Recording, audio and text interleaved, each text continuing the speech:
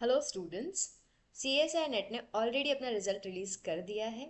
अगर आप ये जानना चाहते हैं कि इस बार का क्या कट ऑफ रहा तो इस वीडियो में लास्ट तक जरूर बने रहना। सो वेलकम टू उपलब्धि।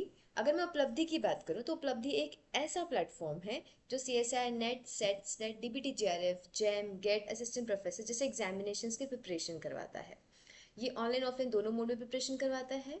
हमारी बैचेस ऑलरेडी स्टार्ट हो चुकी हैं नए सेशन की। अभी गेट की बैचेस रिसेंटली स्टार्ट होने वाली है, आप उसको ज्वाइन कर सकते हैं। अगर आप हमें कांटेक्ट करना चाहते हैं तो हमारा ये कांटेक्ट नंबर है और ये ऑफलाइन सेंटर हमारा इंदौर में अवेलेबल है।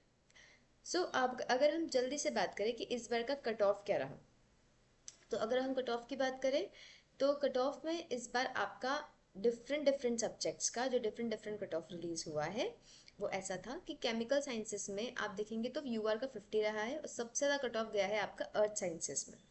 लाइफ साइंसेस में रहा है आपका 51 एंड मैथमेटिक्स में 53 एंड फिजिकल साइंसेस में 51। तो कैटेगरी के हिसाब से बात करें तो एवरी कैटेगरी का आप ऑलमोस्ट मान के चलिए 4 to 5% आप हर कैटेगरी में कम करते जाएं। EWS और OBC में ज़्यादा डिफरेंस नहीं होता है, where is after that every category के अंदर आपका 5 to 10% का डिफरेंस आ जाता है। ठीक है, अगर मैं असिस्टेंट प्रोफेसर की बात करूँ कैटेगरी की, तो आप देखिए यूआर का कट ऑफ रहा है 45, अर्थ साइंस का 55, लाइफ साइंस का 46, मैथमेटिक्स का 48 और फिजिकल साइंस का 46। मतलब JRF से रफली आपका 5-5% कम जाता है आपका असिस्टेंट प्रोफेसर का। और अगर मैं PhD थर्ड कैटेगरी की बात करूँ जिसमें ये निकालने के बाद PhD करने के लिए आप एलिजिबल है, पर इसमें कोई स्कॉलरशिप या फेलोशिप आपको नहीं मिलेगी। सेम थिंग आपको असिस्टेंट प्रोफेसर में भी कोई फेलोशिप नहीं मिलेगी, सिर्फ और सिर्फ JRF में ही आपको फेलोशिप प्रोवाइड कराई जाएगी। तो केमिकल साइंसेस की बात करूँ थर्ड कैटेगरी में तो देखिए 36 कट ऑफ गया है। अर्थ साइंस का गया है आपका 45, लाइफ साइंसेस का 38, मैथमेटिकल साइंसेस का 38 एंड फिजिकल साइंसेस का 36। ठीक है, जनरल कैटेगरी में। देन रिस्पेक्टिव कैटेगरीज में उसके हिसाब से कम कट ऑफ गया है आपका।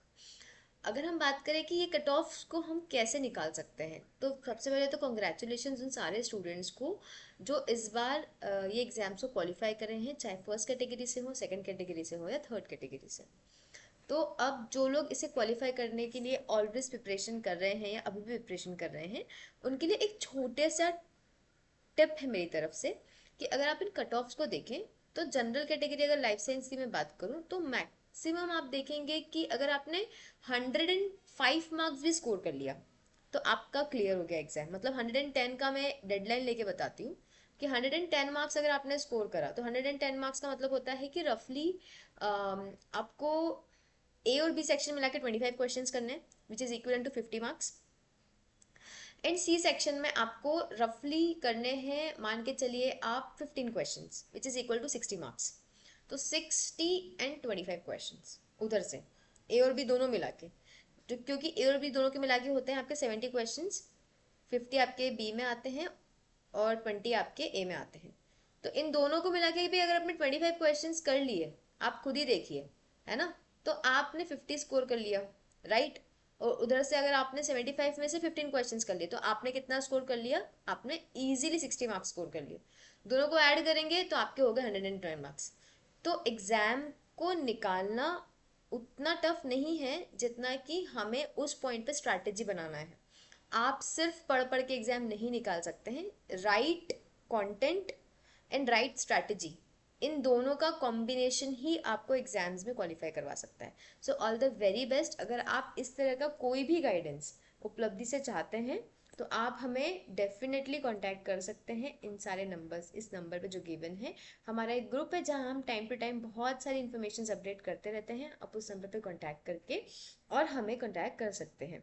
सो आई होप इस वीडियो में आपको कुछ इंसाइट्स मिले होंगे और आपकी आने वाले एग्जाम में आपको हेल्प मिलेगा। Thank you so much.